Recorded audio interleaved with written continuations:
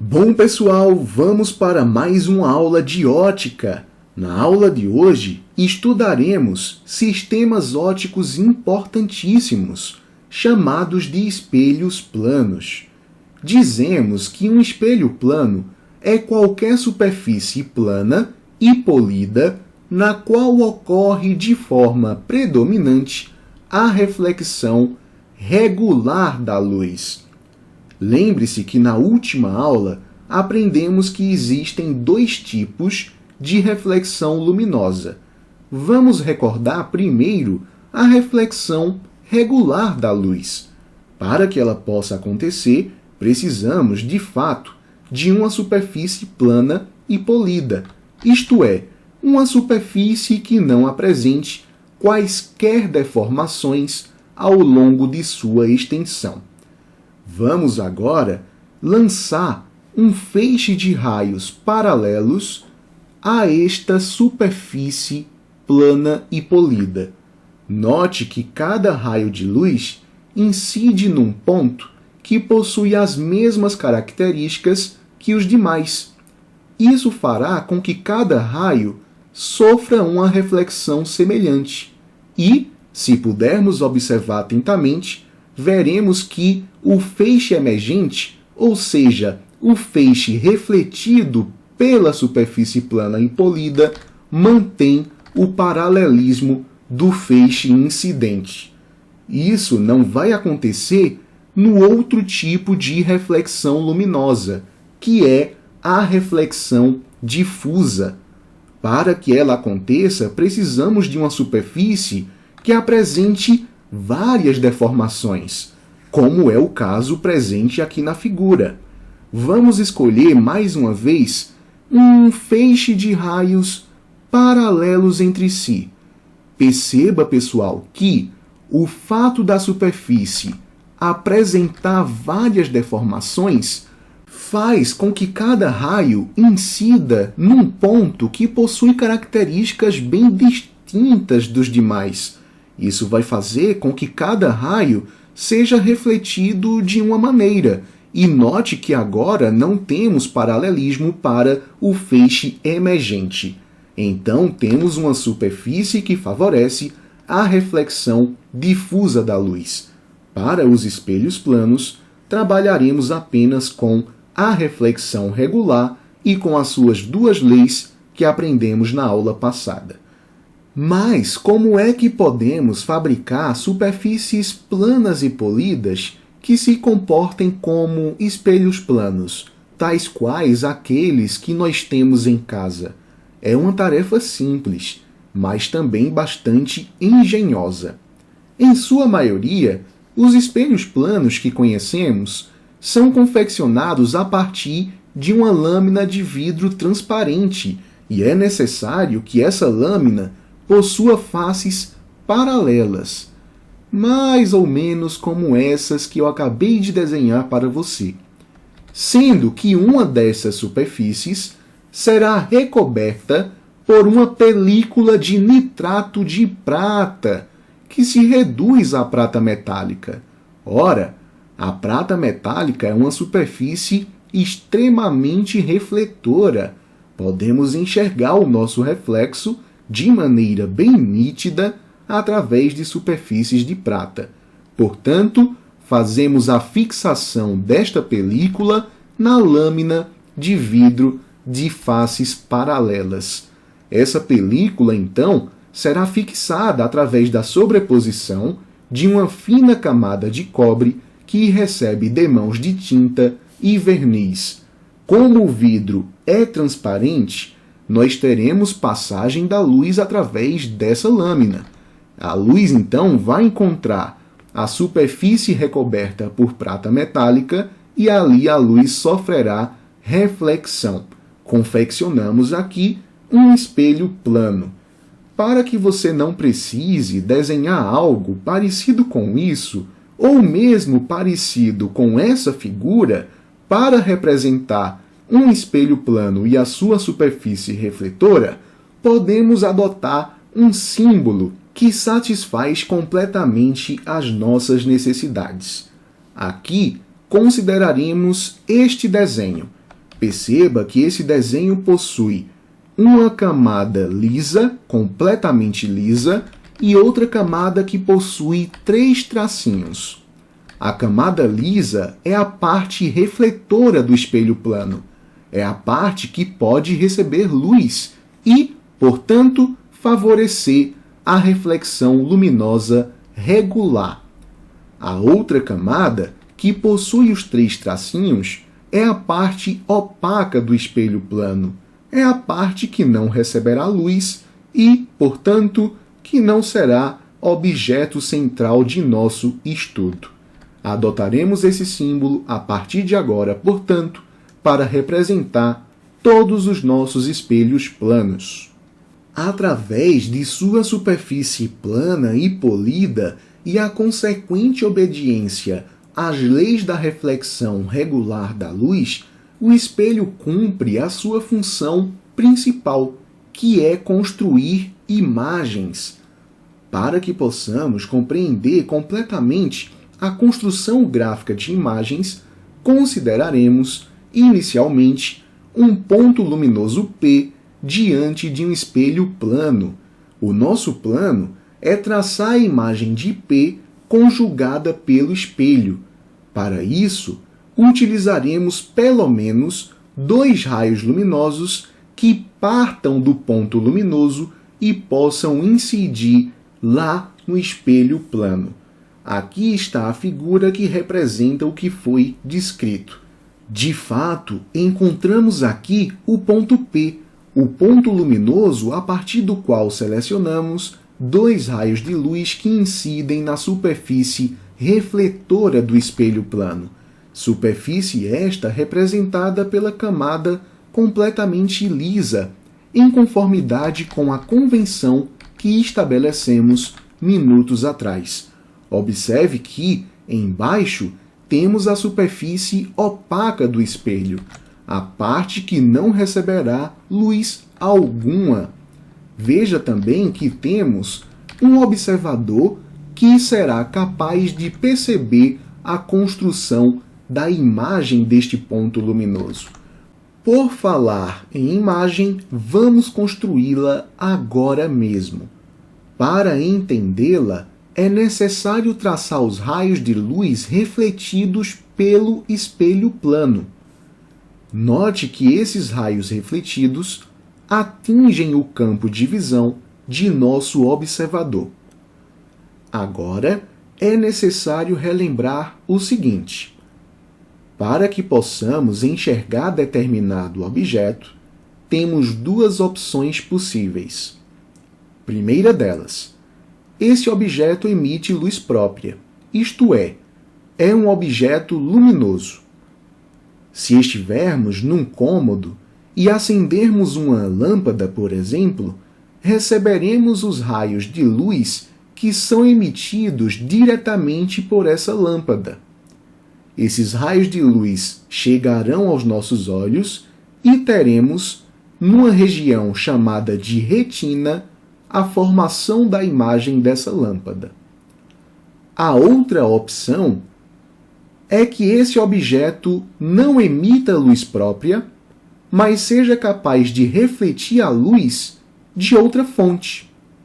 Se você estiver neste mesmo cômodo mencionado agora há pouco, e nele você perceber a existência de um livro, você só será capaz de enxergar esse livro porque ele reflete a luz que foi enviada pela lâmpada mencionada previamente.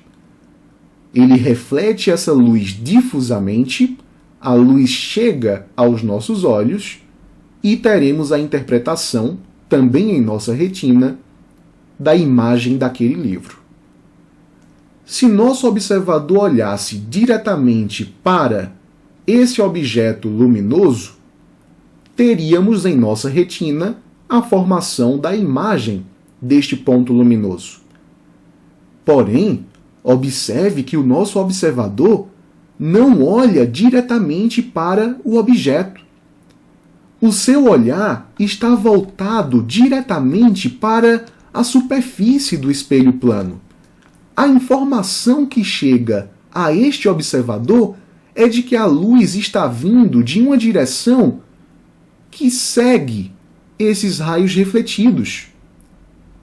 Observe que aqui não há luz de forma alguma, mas o nosso olho interpreta a luz como originária de um ponto que pode ser plotado através da intersecção dos prolongamentos desses raios de luz.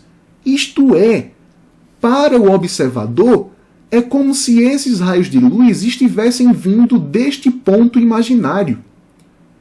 Se a luz vem desse ponto imaginário, meus queridos, então ali nós enxergamos a imagem deste ponto luminoso.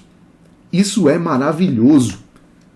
Este ponto P', portanto, é chamado de imagem, ponto imagem. E ele é formado através dos prolongamentos dos raios de luz, pois temos a interpretação de que a luz vem desse ponto. Esse ponto existe somente em nossa cabeça.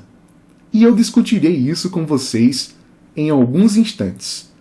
Por enquanto, é necessário destacar que o ponto P', que é o vértice do pincel luminoso emergente do sistema, ou seja, dos raios refletidos, é a imagem do objeto P, conjugada pelo espelho.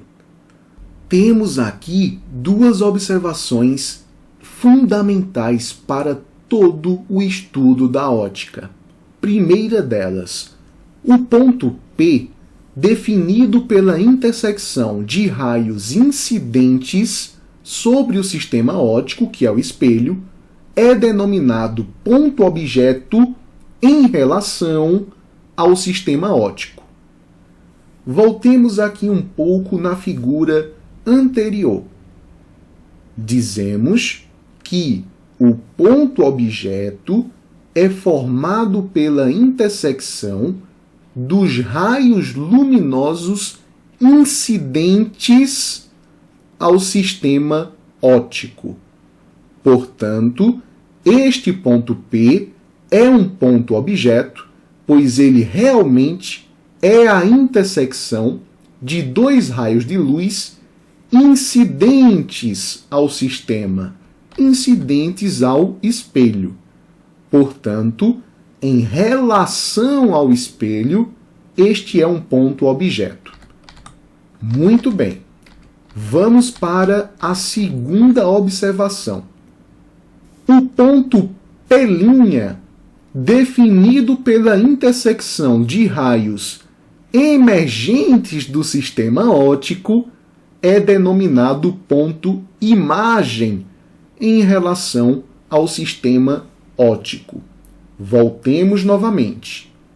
Quais são os raios emergentes do sistema óptico? São os raios que saem dele. Portanto, aqui nesse esquema são os raios refletidos. O ponto formado pela intersecção destes raios emergentes é chamado de ponto imagem. O ponto P' é um ponto imagem, pois é formado pelos raios que saem do espelho, que saem do sistema óptico. Portanto, meus queridos, o que chega representa um objeto e o que sai representa uma imagem. Não se esqueça disso.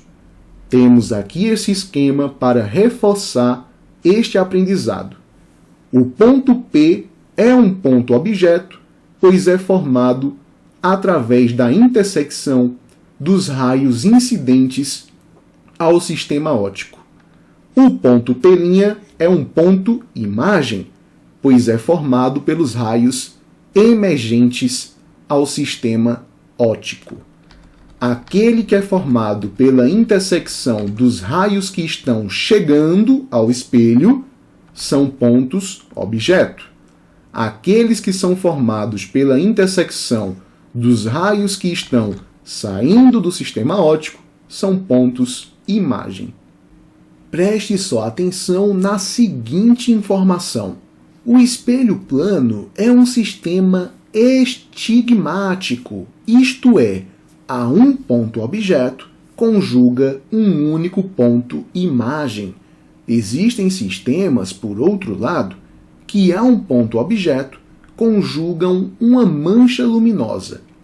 Tais sistemas são ditos astigmáticos. Além de classificarmos pontos em objetos ou imagens, podemos classificá-los também em reais ou virtuais.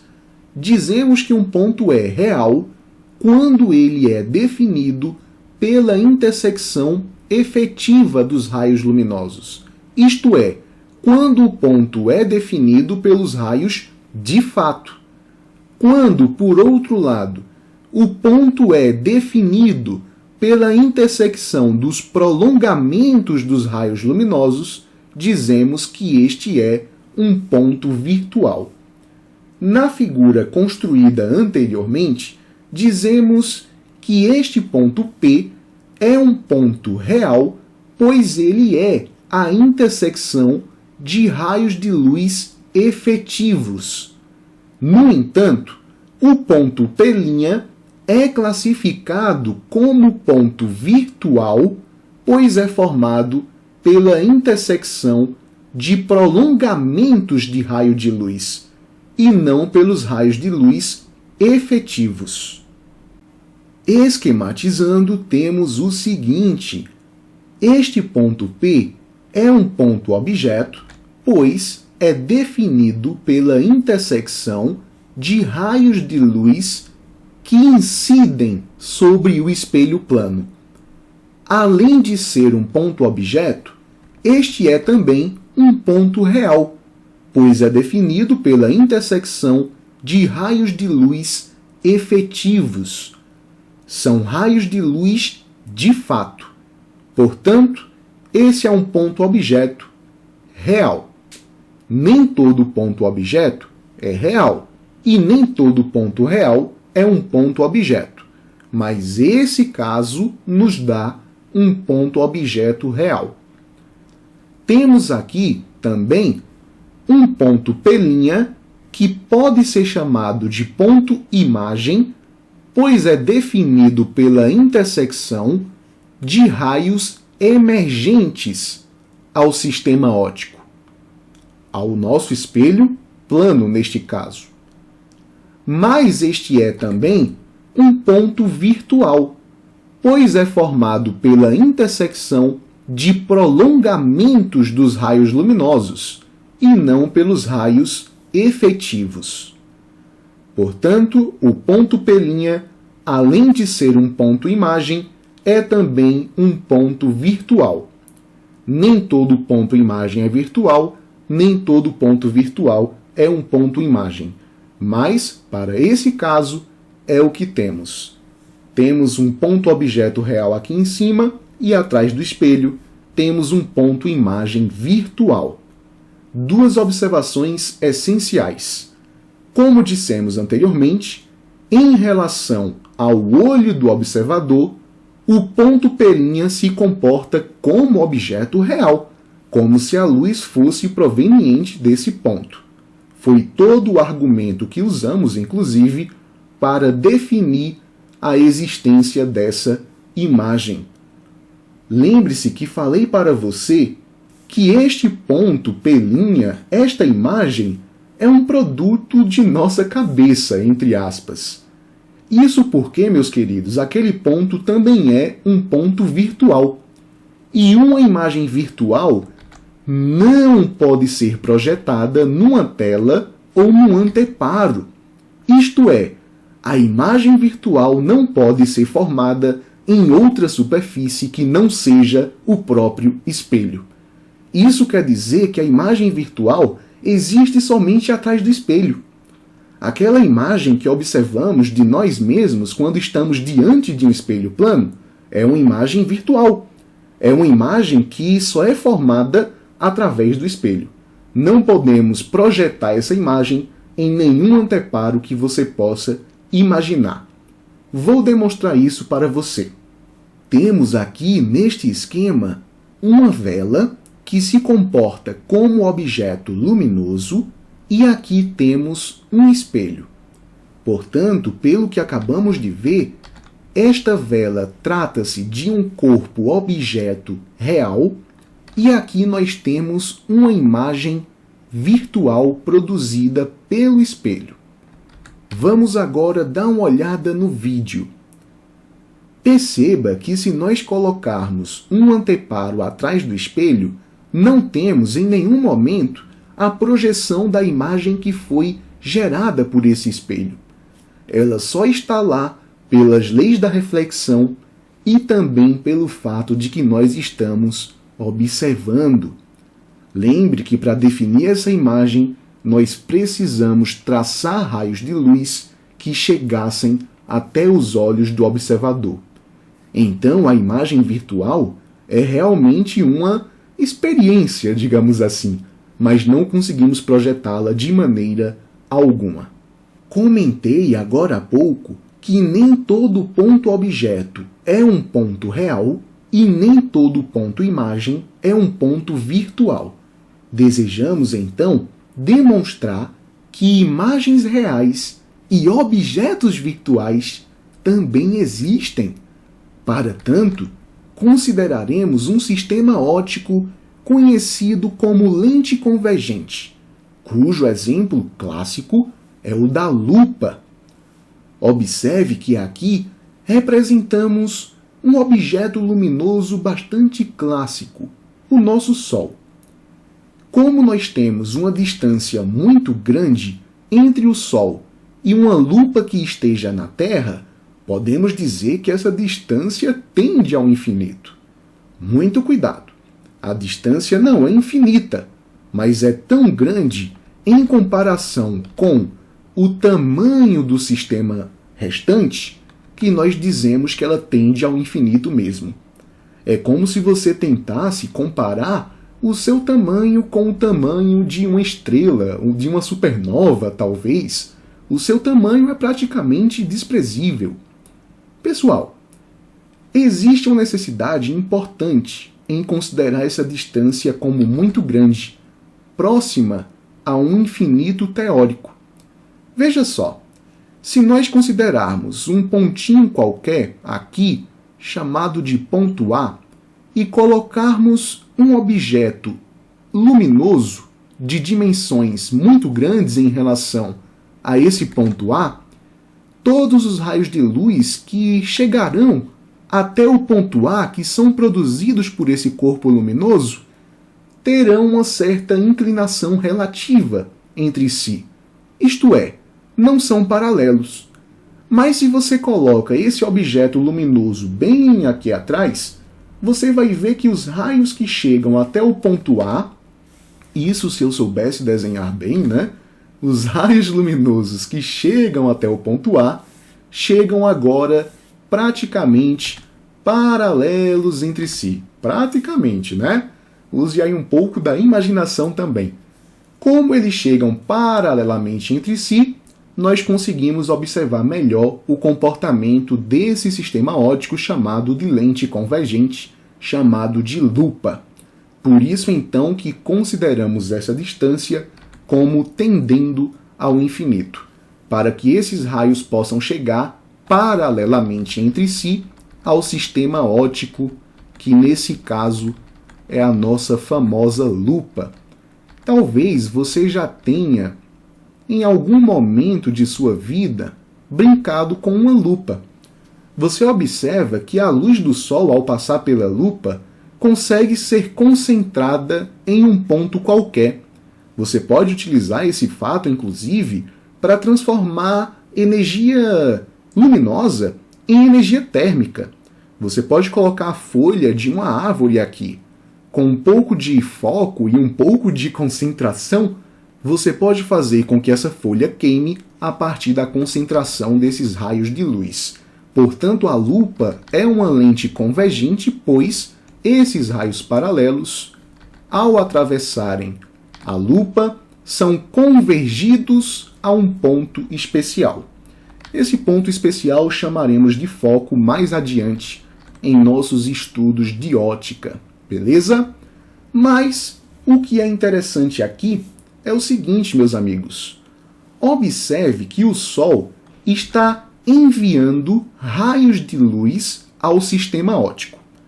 Pelo que estudamos, o corpo que envia raios luminosos, ou seja, o corpo que é definido pelos raios de luz incidentes ao sistema óptico, é chamado de objeto.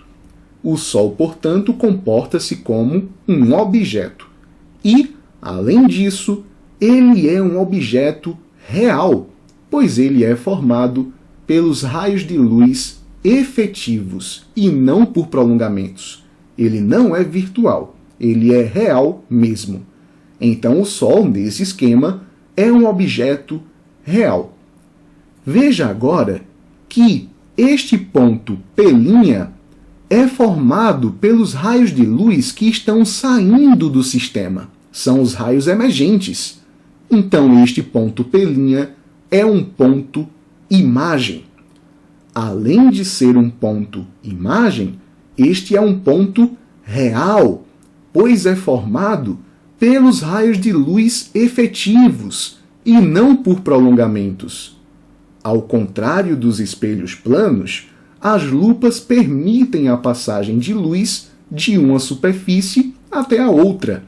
Portanto, aqui não temos prolongamentos de raios de luz. Temos os raios de luz efetivamente. No espelho isso era impossível, pois a luz não consegue atravessar essa superfície. Só se pode falar, do outro lado do espelho, em prolongamento do raio de luz mesmo, mas não no raio de luz de fato. Muito bem, concluímos, portanto, que o Sol é um objeto, pois é definido a partir dos raios incidentes ao sistema óptico, e o ponto P' é um ponto imagem, definido a partir dos raios emergentes ao sistema óptico. Além disso, o Sol é um objeto real, pois é definido também através dos raios luminosos efetivos, e não através de prolongamentos de raios de luz. Veja que a imagem também é real nesse caso, afinal, ela também é formada pelos raios luminosos efetivos. Observe agora a importante colocação. Uma imagem real pode ser projetada numa tela ou no anteparo. Através do sistema a seguir, mostrarei para vocês que é possível projetar uma imagem real. Aqui temos mais uma vez uma vela e um anteparo. Só que agora eu colocarei uma lupa entre a vela, que é o objeto luminoso, e o anteparo, a fim de projetar neste anteparo uma imagem desse objeto luminoso conhecido por vela. Vamos lá. Observe que o objeto luminoso envia luz para a lupa, que é o sistema óptico. Então, realmente, ele é um objeto, e é um objeto real, pois ele manda raios de luz efetivos. Observe agora que temos lá no anteparo uma imagem formada através dos raios emergentes. É uma imagem mesmo, e é uma imagem real, pois os raios de luz atravessam essa lupa. Não estamos falando mais em prolongamentos de raio de luz, mas sim em raios de luz de fato. Portanto, temos a projeção de uma imagem real. Observe que isso era impossível de se fazer com a imagem virtual lá para o espelho plano. Afinal, imagem virtual é formada por prolongamento de raio de luz. Não é possível, portanto, projetá-la. Acabamos de demonstrar, portanto, que imagens reais são plenamente possíveis. Vamos agora mostrar que objetos virtuais existem também. Para tanto, repetiremos o experimento prévio com um diferencial. Eu não deixarei que esses raios luminosos convirjam para esse ponto.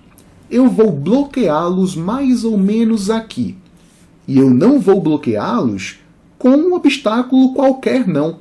Eu vou selecionar um espelho plano. O interessante é que os raios de luz não vão mais passar por aqui. Porém, nós temos a informação de que, se esses raios pudessem passar para essa região, construiriam uma imagem aqui neste ponto. Uma imagem em relação à lupa. Portanto, temos agora prolongamentos de raios de luz que são traçados a partir dos raios originais. Eu quero que vocês percebam que, em relação ao espelho plano, este ponto P não é uma imagem, mas é, na verdade, um objeto. Pessoal, aprendemos juntos que o ponto objeto é definido pelos raios incidentes ao sistema óptico. Veja que os raios incidentes são realmente esses daqui. Portanto, em relação ao espelho plano e não em relação à lupa, este ponto P é um ponto objeto. Veja só que interessante. Temos um ponto objeto que é definido pelo prolongamento dos raios luminosos. Este é, portanto, um ponto objeto virtual. Se o ponto é formado pela intersecção dos prolongamentos dos raios de luz, este é um ponto virtual. É o primeiro caso em que verificamos um ponto objeto que não é real. É, portanto, virtual. Sabe o que é mais interessante ainda? Se nós olharmos para os raios refletidos pelo espelho plano, verificaremos que esses raios refletidos se encontram neste ponto que estou chamando de pelinha. Pelinha por quê? Pelinha não é usado para imagem? É sim. E veja, meus caros, que um ponto imagem é definido pelos raios luminosos emergentes ao sistema óptico. Esses raios são emergentes em relação ao espelho plano. Isso quer dizer, portanto, que este ponto, em relação ao espelho, é um ponto imagem. E veja só, além de ser um ponto imagem, é um ponto imagem real, pois é formado pela intersecção dos raios luminosos efetivos. Essa imagem pode então ser projetada no anteparo. Legal!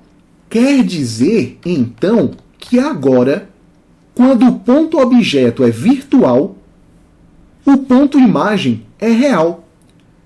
Naquele experimento mais clássico que vimos pela primeira vez, quando o ponto objeto era real, o ponto imagem era virtual. Isso quer dizer, então, que os pontos objetos e os pontos imagem têm naturezas contrárias. Quando o objeto é real, a imagem é virtual. Quando a imagem é real, o objeto é virtual. Eles realmente têm naturezas contrárias. E nunca se esqueça disso. Esse experimento é bem bacana.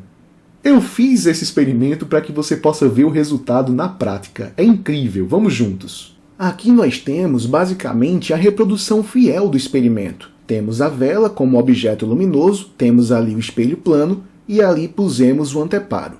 Vamos agora mandar para o espelho raios de luz que atravessem a lupa. Logicamente, esses raios não conseguirão se encontrar e não teremos ali a mesma situação daquele experimento anterior em que tínhamos somente a lupa. Então, o espelho intersecta esses raios luminosos, temos a formação de um objeto virtual atrás do espelho e ali o espelho consegue projetar uma imagem real que podemos ver no anteparo. Vamos agora resolver um exercício que traduz um pouco tudo o que encontramos aqui na aula de hoje. Quanto a um espelho plano, pode-se dizer que ele forma, letra A, sempre imagens virtuais? Não. Aprendemos neste último caso, o mais recente, que o próprio espelho plano consegue criar imagens reais. Isso aqui está falso. A letra B também está falsa, pois o espelho consegue gerar ambos os tipos de imagens, reais e virtuais. A letra C fala que o espelho consegue formar imagens reais de objetos reais. Não, nós vimos que imagem e objeto, para o espelho plano, possuem naturezas opostas. Então, são imagens reais de objetos virtuais, beleza? Esse é o problema da letra D também. Imagens virtuais de objetos virtuais? Não, são imagens virtuais de objetos reais, naturezas opostas. Nos resta, então, a letra E de ebola, imagens reais de objetos virtuais, e vice-versa, ou seja, imagens virtuais de objetos reais. Meus queridos, na próxima aula aprenderemos a propriedade fundamental dos espelhos planos, a simetria. Até lá! Muito obrigado por acompanhar essa aula. Qualquer dúvida, deixa nos comentários, deixa também um gostei, se inscreve no canal. Espero você na próxima aula.